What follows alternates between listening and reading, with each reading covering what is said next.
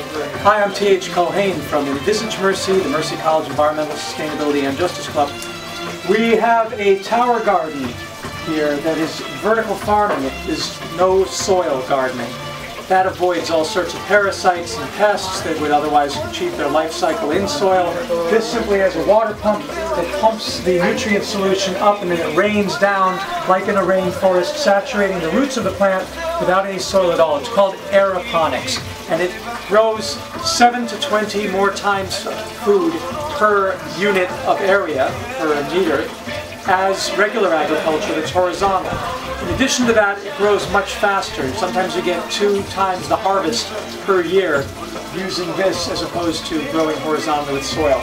So this is our tower garden. We've got strawberries here, we've got a bunch of lettuce, we've got some celery, we've got parsley, various types of kale and spinach and cucumbers and tomatoes, and we have even some ornamental plants and even a maple tree that we're working with here. But this idea of aeroponics, of growing without soil, is all the rage now. It's our best solution for providing food for our families and our communities in the era of climate change uncertainty. And I want to show you what I got for my mother for Mother's Day from Home Depot, in fact. You can get this from us at Envisaj Mercy. This comes from the Amish community from Juice Plus, and we've been down and we're really high on these, and we have these at Mercy College. But there's also stuff that you can get for your kitchen, and that's over here. Great gift for Mother's Day. Tower Garden's the best gift, and then there is even Miracle Grow companies getting into this with the Aerogarden 6, and they have various size models. This is the small one that was on sale, usually about $129, now on sale for $50, which is pretty good for Mother's Day gift. And it's got an air stone. So the idea here is you fill this up to water up to here, and then the roots won't drown because you've got an aquarium air stone that just blows air or oxygen to the roots, and they grow much faster. We saw that at the Yonkers Science Barge. You can do this at home with just a bucket. Plant your plants in and let the roots go down into water, just aerate them and give them nutrient solution. But this makes it convenient, so I'm going to fill it up. It's made, they thought of everything, and it's pretty cool. It's made so you can just fill the tray at the kitchen sink. And you probably, if you have heavy chlorine in your water, you want to let it off gas. We don't have such chlorinated water here, so we're okay to just use it off the bat. But just leaving it sit for a day or two will get rid of any chlorine if you do have chlorine. So we're filling it up, and we are then shutting this off at this point here. Boom. Taking that tray of water, putting it on. Let's see how it fits on. There it goes, it fits on. And then there is a tray here, and I was hoping to show you. You put that on there, and then it comes with a seed pod kit. When I plug it in, you can press the button, turn on the light for nighttime. There you go. Got a nice Miracle Grow full spectrum light there. And you can see if I lift this off that it is blowing air through, and that's the secret to aeroponics. It's the idea of keeping the water well enough oxygenated so that the plants don't drown. In the tower garden that we had over there, the water drips down like rain, and so it naturally aerates itself. What kind of food? In this, the air stone works just fine. And then you simply plant the Asian food. plants in here. Cambodian food, yeah. That should be good. So the kit comes with these seed starters, and this is curly parsley. We can drop that in there. And here we have cilantro. And what else have we got? Chives. And we've got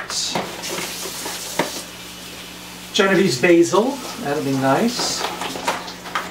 And Thai basil. And a bunch more, but we're going to just take dill, put that in there, and then we have some more for starting later on, I guess. Or no, actually they gave us just one extra. There's the extra one, which is mint, if we wanted to do mint. Then you've got the liquid plant food, which you're supposed to shake well, and then you measure out that and you pour that plant food in here. And you can see here it has a monitor for how long the light stays on, whether you're doing herbs or you're doing advanced. Features flowers, vegetables, or salad garden. That's when you can put that in. So as you can see, these then stick in the water, and then the coconut husk here is beginning to absorb the water and get wet, and then the seeds that are inside these will germinate, and the roots will start growing out of this and into the water. And I can show you what that looks like on the Tower Garden. There's a green light, red light thing that is a water level indicator, which is really cool. You'll know when it's time to put more water and more plant food in because this will turn red. But as long as the water level is high, notice that it's green. That tells us that the water level is sufficient. When it's red, you flip this open and you fill it up and you add the plant food in, and you're fine. When you're germinating seeds, it is recommended by most people not to put any fertilizer in because seeds are made to germinate in water, usually rainwater, and once they've germinated and used up their seed store, then you start adding nutrients to them. Otherwise, you can burn the roots. We found that. So we'll wait until these guys have sprouted in clear water, and once we see the little green leaves coming up there that begin to photosynthesize, we'll know that it's ready to eat, and that's when you put the nutrient solution in. So you don't need any soil at all. This will be great for farmers and urban dwellers in Cairo, for example, because you've got desert. There's a very limited agricultural area on either side of the Nile River. Mostly it's desert, which has no nutrients at all, and it used to be that the rains would come and flooding would occur from southern Egypt all the way down to the delta, bringing nutrient-rich fertilizer from Aswan, from Sudan, and on up to Ethiopia. But now they've built the Aswan High Dam since the 1960s, and that blocks all that silt, and so farmers don't have that rich fertilizer coming down anymore. So the way around it, of course, is all you need to do is forget using soil at all. Who cares about soil? As long as you've got aeration in your water and you've got sufficient light, which Egypt has with all its sun, you can grow. You can grow in the city, you can grow in the middle of the desert. So aeroponics really is the solution for countries like Egypt and like the United States. In fact, everywhere. This is the way to grow. The age of the soil is over. So we want to encourage you. Let's just take a look over for 1 second at what this looks like when they're grown. We can come back out to the living room and you can see